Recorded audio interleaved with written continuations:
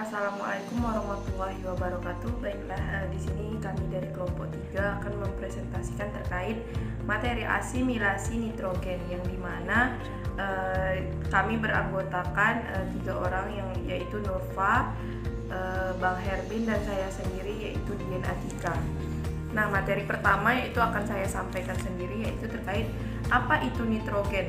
Nah, nitrogen adalah zat komponen penyusun utama atmosfer bumi. Nah, nitrogen ini merupakan unsur yang paling berlimpah di atmosfer. Nah, yang berkisaran sekitar 78% gas di atmosfer adalah nitrogen. Penggunaan nitrogen pada makhluk hidup itu diperlukan berbagai proses, yaitu fiksasi nitrogen, mineralisasi, nitrifikasi, dan denitrifikasi. Yang pertama yaitu selanjutnya yaitu apa itu asimilasi. Nah, proses asimilasi yaitu proses di mana nitrogen itu diambil oleh tanaman untuk sintesis protein yang disebut asimilasi nitrogen. Nah, tanaman itu akan mendapatkan nitrogen dari tanah melalui absorpsi akar baik dalam bentuk ion nitrat atau ion amonium. Nah, tanaman itu dapat menyerap ion nitrat atau amonium dari tanah melalui rambut akarnya. Selanjutnya yaitu nitrat. Nitrat itu diserap lalu direduksi menjadi ion nitrit dan kemudian ion amonium itu dimasukkan ke dalam asam amino. Nah, asam amino, asam nukleat, dan klorofil.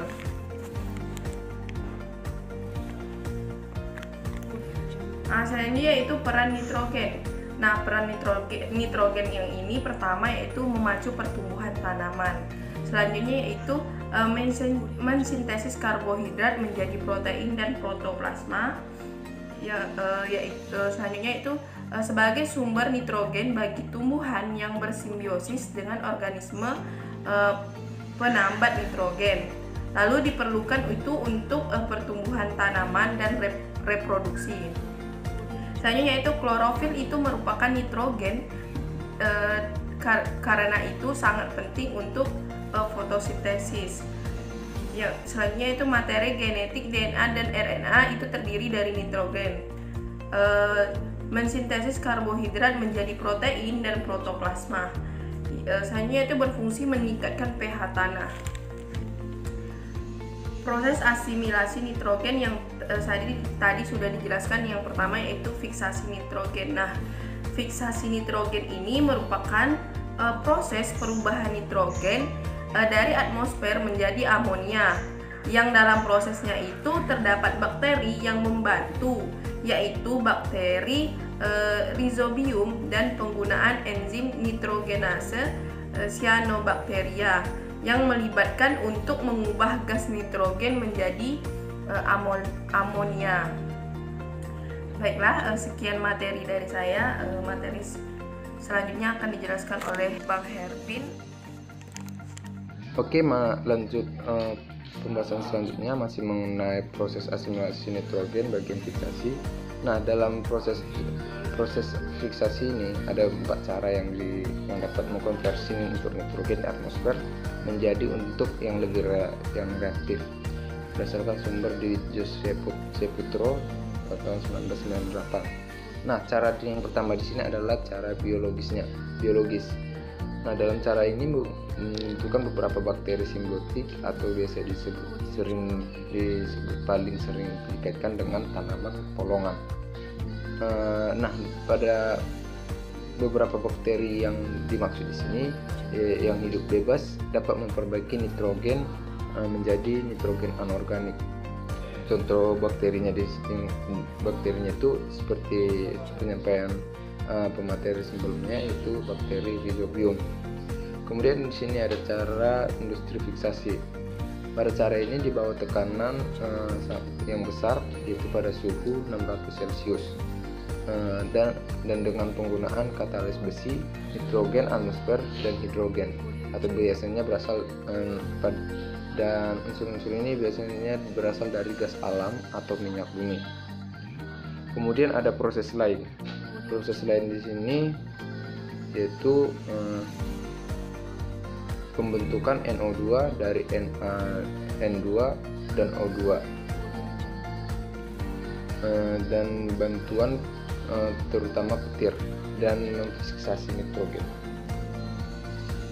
Selanjutnya proses asimilasi selanjutnya itu nitrifikasi.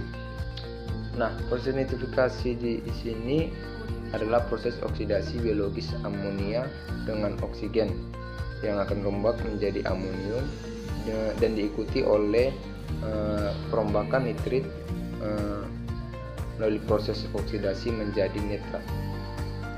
Nah, dari sini makanya disebut sebagai nitrifikasi karena perombakan nitrit menjadi nitrat.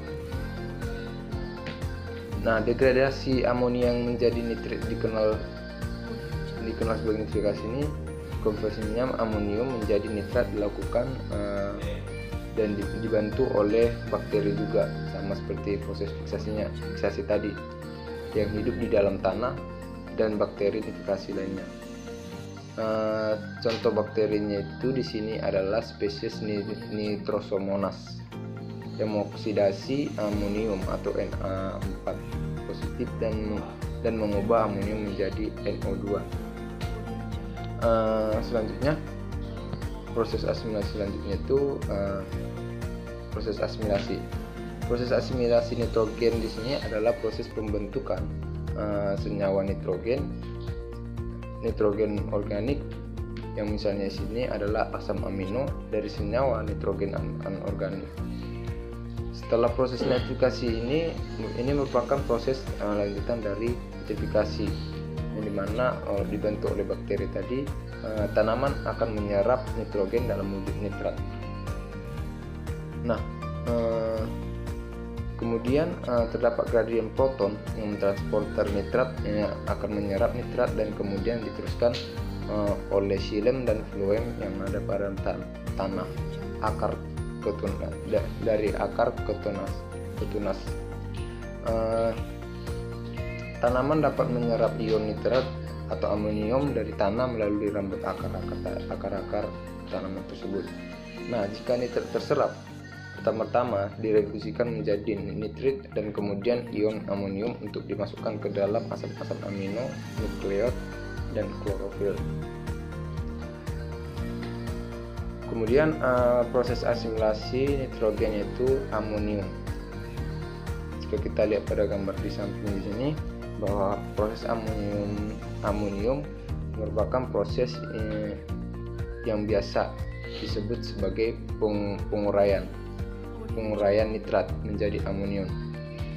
Contohnya itu jika tumbuhan atau hewan mati di sekitar tumbuhan dalam tanah terdapat nitrogen organik yang pada peninggalan tanah dan hewan yang mati ini, yaitu organ ini akan diubah untuk dijadikan energi dan menghasilkan amonium atau NH4 positif oleh bakteri dan jamur.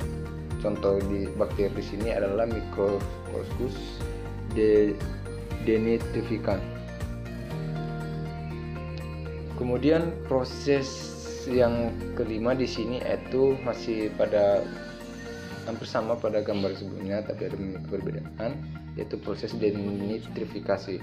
Proses denitrifikasi di sini adalah proses reduksi nitrat yang mengubah gas nitrogen inert dalam siklus nitrogen.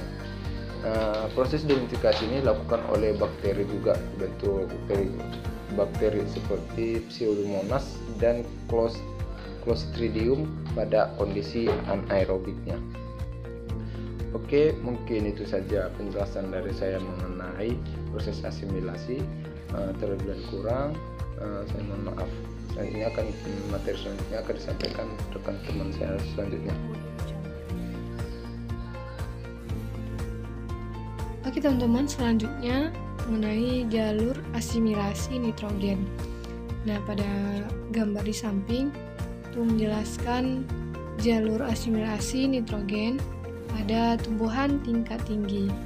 Nah, adapun langkah-langkah spesifik dapat ditunjukkan dari bagan yang meliputi dari NRT atau transporter nitrat, kemudian menuju ke proses nitrat reduktase atau NR, kemudian menghasilkan NO2,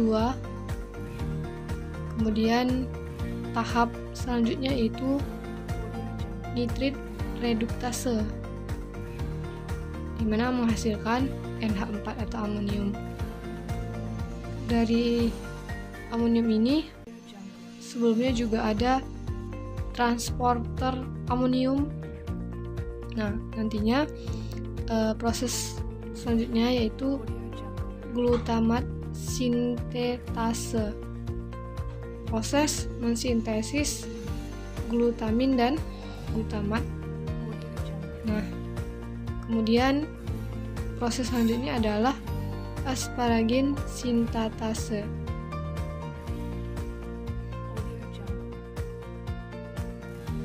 Nah, dari proses itu juga terdapat fotosintesis produk. Nah, kalau produk fotosintesis ini dimulai pada jalur asimilasi nitrogennya yaitu ICDH atau isositrat dehidrogenase.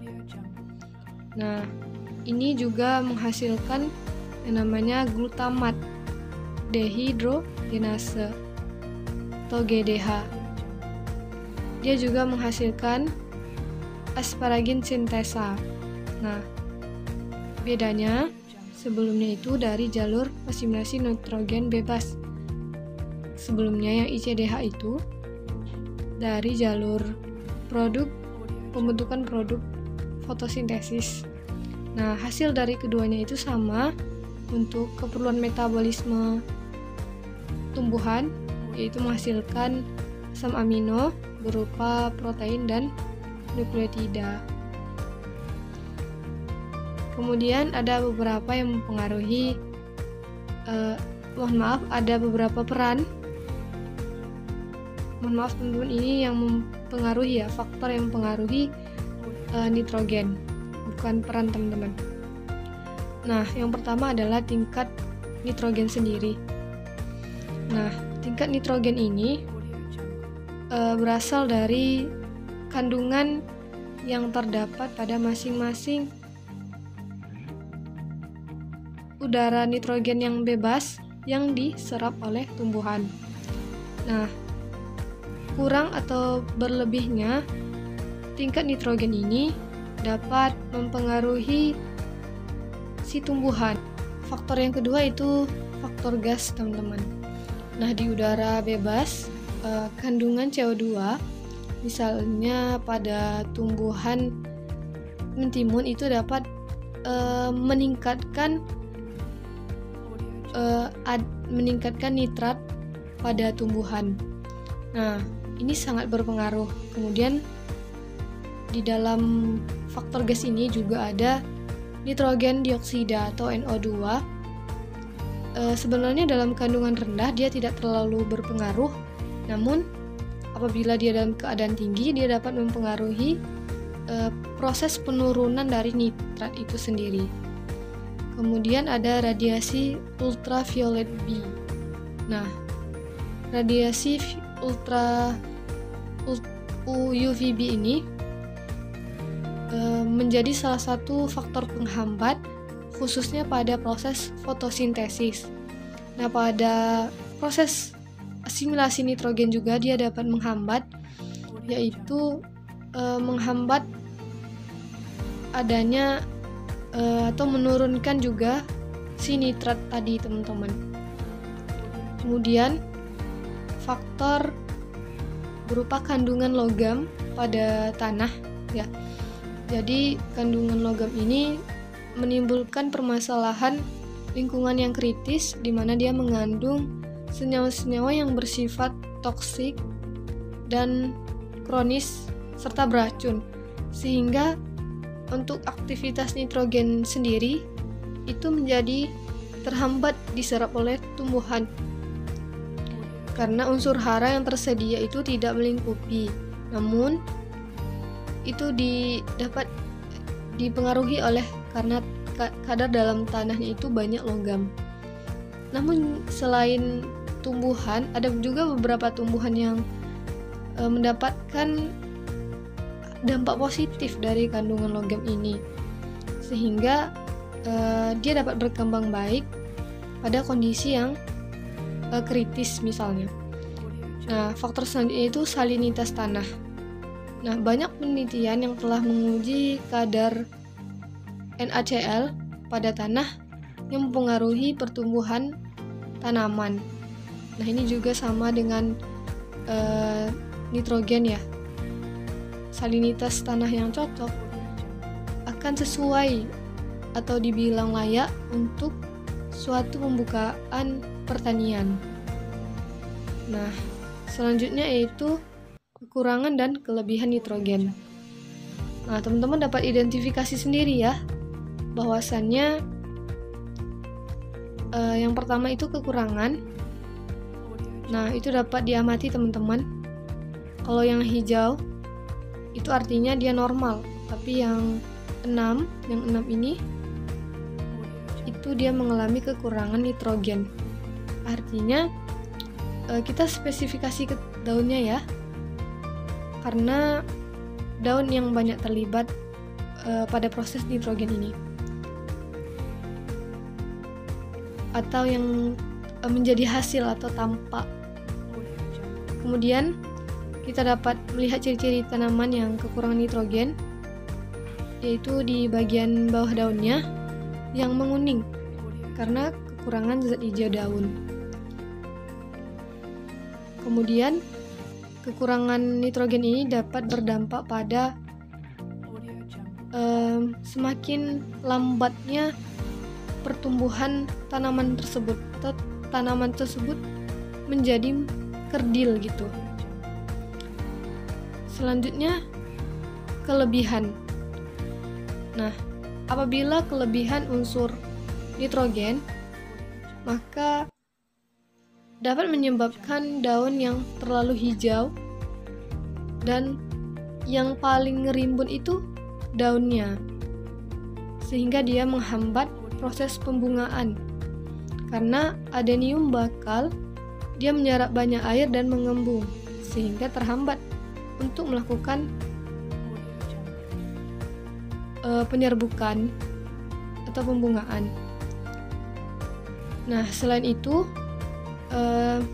kasus ini dapat menyebabkan tumbuhan itu berjamur, diserang bakteri, sehingga dia mudah mati.